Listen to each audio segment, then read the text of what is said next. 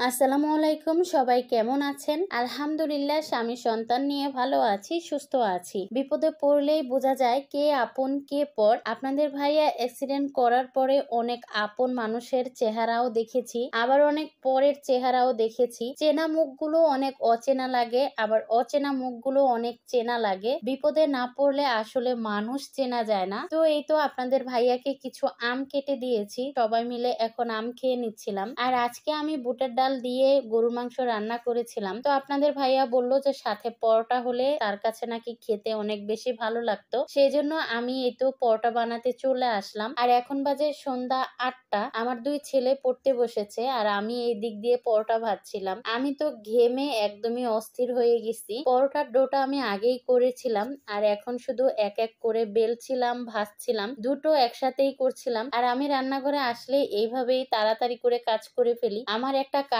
সারাদিন করার একদমই ইচ্ছে করে না। আমার কথা হচ্ছে যত ঝটপট কাজ শেষ করতে পারবো তত তাড়াতাড়ি আমি রেস্ট নিতে পারবো, এটাই হচ্ছে আমার মূলত টার্গেট। তো এই তো আমি তাড়াতাড়ি করে পরোটা ভেজে ফেলেছি আর ডাল দিয়ে তার জন্য নিয়ে আসলাম। সে তো দেখে মহা খুশি। তো আপনাদের ভাইয়ার হাত আস্তে আস্তে ভালো হচ্ছে, আলহামদুলিল্লাহ। আপনাদের ভাইয়া এখন মোটামুটি সুস্থ। খুব তাড়াতাড়ি আমাদের এই দুঃখের দিন আর থাকবে না। সুখ অবশ্যই দুয়ারে এসে করা নাড়বে। তো আজকের ভিডিওটা আমি এখানেই শেষ করছি। এতক্ষণ ধৈর্য ধরে ভিডিওটা দেখার জন্য ধন্যবাদ সবাইকে। আসসালামু আলাইকুম, আল্লাহ হাফেজ।